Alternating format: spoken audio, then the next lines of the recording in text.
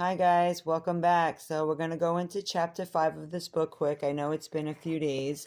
I will do regular videos too on this channel, guys. It's not going to be like all just books, but because I promised my subscribers, don't mind my nails, I'm actually doing them today. I know sometimes they get into the view and I'm like trying to make it where it's just the book. I'm going to do different videos, but I wanted to kind of go into this book because I promised some of my viewers, and it's going to be all synchronized on the playlist, which is headed by the term Doublespeak. It's the name of the book, okay? So chapter 5, guys, we're going into the the topics of protein spills, vehicle appearance specialist. Ooh, this is kind of exciting. And earth engaging equipment.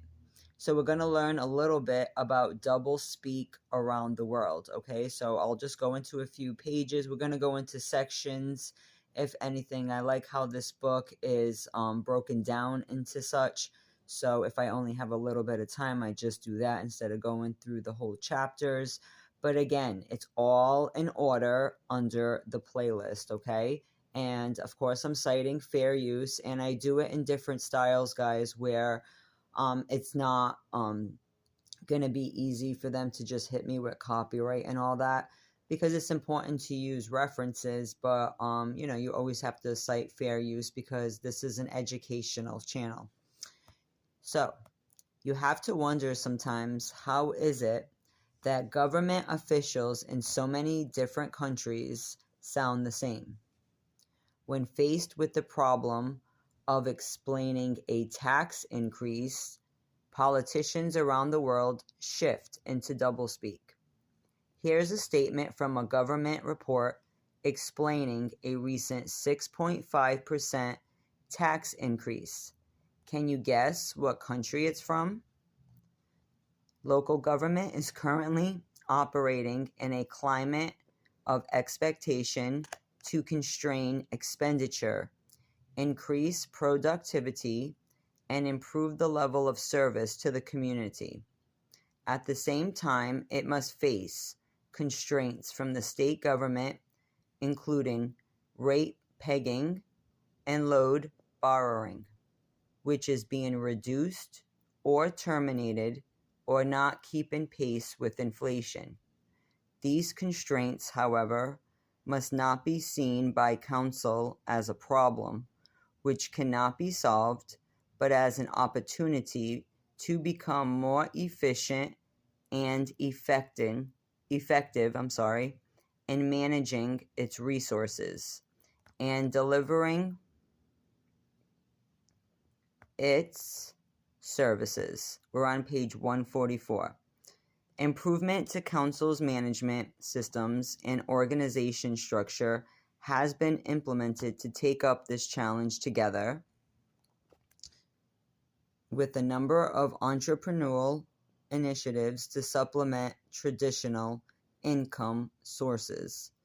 Please forgive me if I pause. It's because I have a few icons or buttons at the bottom of this recorder, and it sometimes overlaps with the words. So yes, that's why I'm trying to read at a good pace. And I do know that we have as an option, if you didn't know, the subtitles, so I want to make sure it captures it. So I'm going to use my pen here to just keep this book in place.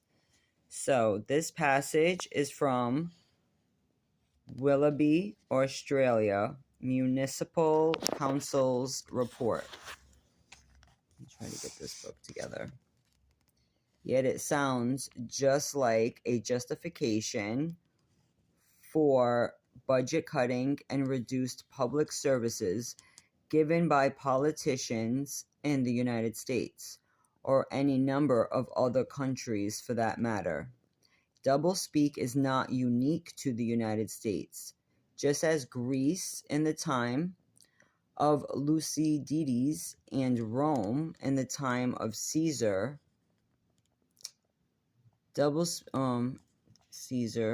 bad doublespeak, so other countries in the world have their doublespeak today. Given the speed and coverage of modern communications the doublespeak uttered in Moscow, London, Pretoria, or Washington, D.C. is quickly sent around the world.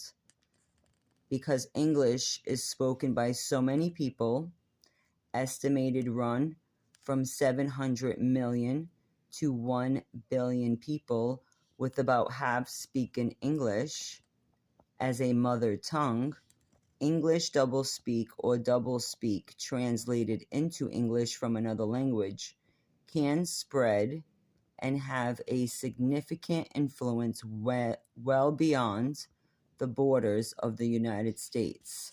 That's an interesting statement. I'm trying to get this book to stand still. Here we go. Some foreign doublespeak, like some of the doublespeak in the United States, is rather transparent and even amusing.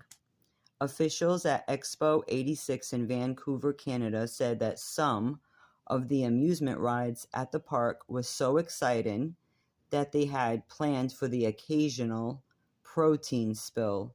I know what that means. That sounds like throwing up, right? I remember as a kid, especially the rides where you're going in circles. Remember the Batman ride at Six Flags? I remember getting so sick, guys, puking, and the puke was getting flung all over the damn people. How many? I can't be the only one that happened to. The park also had security hosts and guest relation facilities or guards and public authorities. According to Ralph McKay Limited of Melbourne, Australia, its subsidiary, the Empire Plow Company of Cleveland, Ohio, does not make plows, but earth engaging equipment.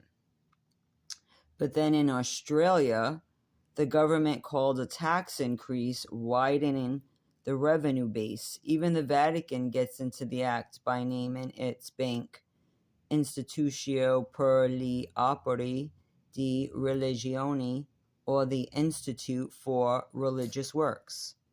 China and Russia don't have prostitutes. The Russian government has for years maintained that prostitution has been phased out. So there are no legal regulations against it. While not admitting that there might be prostitution, government officials have acknowledged that there are priestesses. Look, guys, priestesses of love. We're going to probably hear that on YouTube. Night stalkers, ladies of easy virtue. Look at that.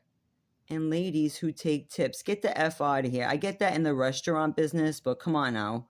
Well, I ask people online to leave a tip. It doesn't mean that, so I guess I know what it means now. I better, show you guys that this is a thing. But that doesn't mean, some of us freaking slow ones in the back that didn't know this. So this is the first time I'm actually reading through this whole book, so some of this is new to me. So charge phrase free trade by first using the phrase trade enhancement, then security of access, then free trade, and finally ending with the statement that the purpose of the agreement was phased but virtually totally remove of tariff and non-tariff barriers. Interesting. Such language is in keeping with the inherent urge of government to use language to cover up what it's really doing. Stephen Rogers, Environment Minister of British Columbia, announced the government's new strategy for disposing of special waste, which sounds so much better than hazardous waste. The Canadian Ministry of National Resources proposed the multitude-use integrated resource management of Ontario's forests, meaning campers could use the forest right along with the lodging and mining companies. The same ministry also issues a tree farm license, which is a permit to harvest trees on government land, and not just one or two trees, but whole forest, or overnature timber. Rising to the challenge, the Minister of Labor for New Brunswick explained that his youth employment strategy will provide access, counseling, and employment for young people who are having difficulty achieving labor force attachment.